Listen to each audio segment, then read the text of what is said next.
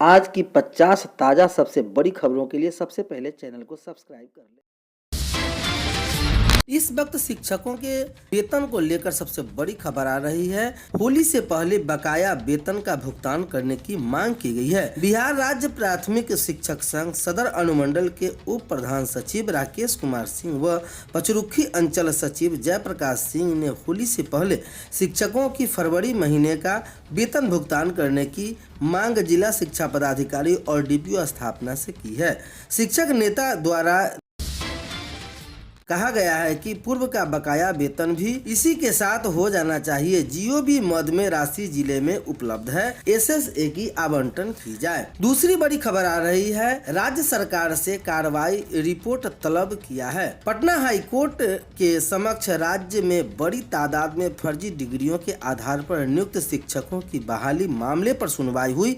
रंजीत पंडित की जनहित याचिका पर सुनवाई करते हुए कार्यकारी मुख्य न्यायाधीश न्यायमूर्ति चक्रधारी शरण सिंह की अध्यक्षता वाली खंडपीठ ने राज्य सरकार से कार्रवाई रिपोर्ट तलब किया है। याचिकाकर्ता के अधिवक्ता दीनू कुमार ने कोर्ट को बताया कि बड़ी संख्या में जाली डिग्रियों के आधार पर शिक्षक राज्य में काम कर रहे हैं, साथ ही वे वेतन भी उठा रहे हैं। इसके पूर्व कोर्ट ने वर्ष 2014 के एक आदेश में कहा था कि जो इस तरह की जाली डिग्री के आधार पर राज्य सरकार के तहत शिक्षक हैं, उन्हें ये अवसर दिया जाता है कि वे स्वयं अपना इस्तीफा दे दे तो उन्हें विरुद्ध कार्रवाई नहीं की जाएगी। 26 अगस्त 2019 को सुनवाई के दौरान याचिकाकर्ता की ओर से बताया गया था कि इस आदेश के बाद भी बड़ी संख्या में इस तरह से शिक्षक कार्यरत हैं और वेतन ले रहे हैं। कोर्ट ने मामले की सुनवाई निगरानी विभाग को जाँच के लिए सौंपा था।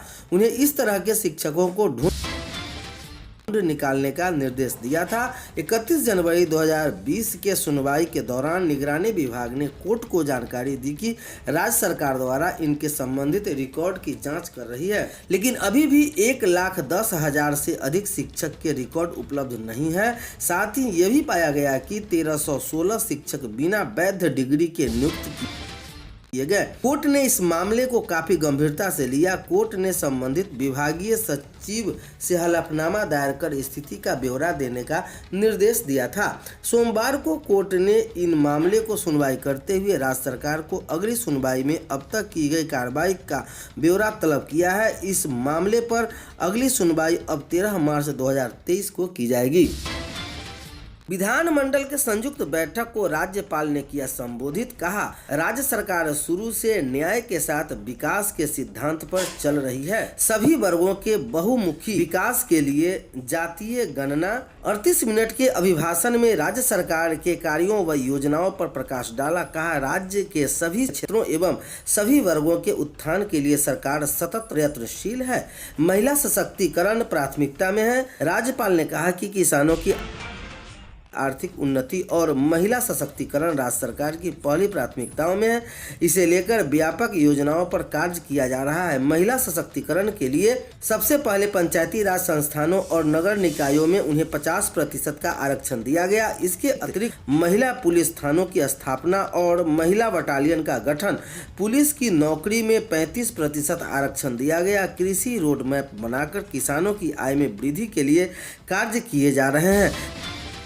परिणाम है कि अनाजों, फलों और सब्जियों का न सिर्फ राज्य में उत्पादन बल्कि उत्पादकता भी बढ़ी है। राज्य सरकार शुरू से न्याय के साथ विकास के साथ चल रही है और इसी के अगले आयाम के तहत सभी वर्गों के बहुमुखी विकास को सुनिश्चित करने के लिए जाति आधारित गणना कराई जा रही है। यह कार्य का पहला चरण 21 जनवरी को पूरा कर लिया गया है। समय पर अगला चरण भी पूरा कर लिया जाएगा। इसमें राज्य के सभी सीमा में तथा बाहर रहने वाले बिहार के लोगों के जातिगत आधारित शैक्षणिक एवं प्रवासी स्थिति का पूर्ण सर्वेक्षण किया जाएगा। इसके आधार पर बनाई जा रही योजनाओं सभी धर्मों एवं जाति वर्ग के बिहारवासियों के विकास का नया आयाम खोलेगी।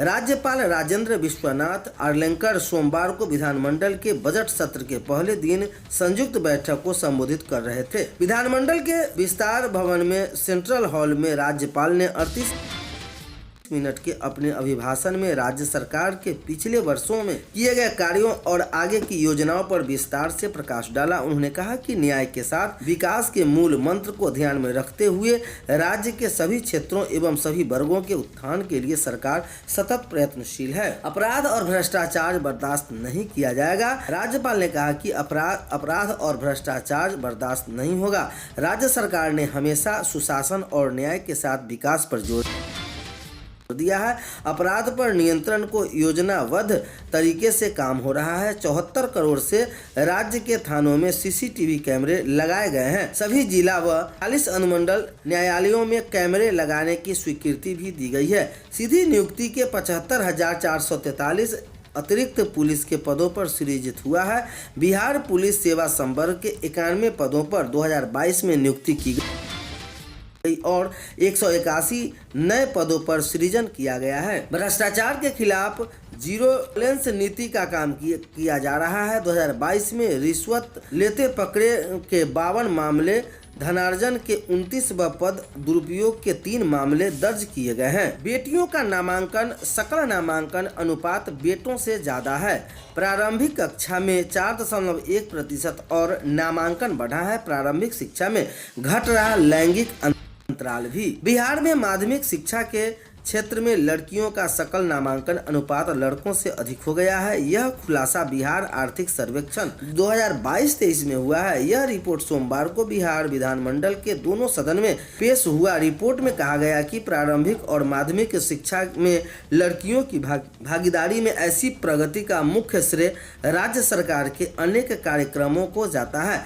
इन कार्यक्रमों में पंचायत में उच्च विद्यालय की स्थापना, छात्रवृत्ति का प्रत्यक्ष लाभांतरण, पोशाक, साइकिल, मासिक, त्रैमासिक संबंधी साफ सफाई जैसे छात्राओं के लिए अन्य भौतिक एवं वित्तीय प्रोत्साहन शामिल है। रिपोर्ट के मुताबिक विगत वर्षों में दौरान शिक्षा तक सबकी पहुंच में लगातार प्रगति हुई है। 2019-20 से 21-22 तक की अवधि में प्राथमिक स्तर पर नामांकन की वृद्धि दर 4.1% थी। वर्ष 2021-22 में प्राथमिक स्तर पर कुल नामांकन 2019-20 के 130.75 लाख से बढ़कर 141.80 लाख हो गया है। उच्च प्राथमिक स्तर पर भी नामांकन 4.1% की दर से बढ़कर 2019-20 के 66.98 लाख से 21-22 में 72.54 लाख हो गया है।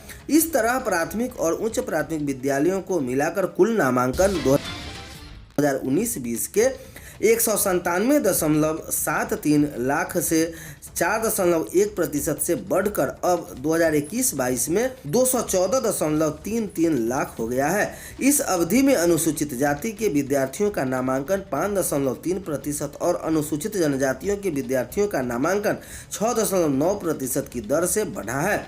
इन वर्षों के दौरान प्रारंभिक शिक्षा में लैंगिक अंतराल की घटता जा रहा है।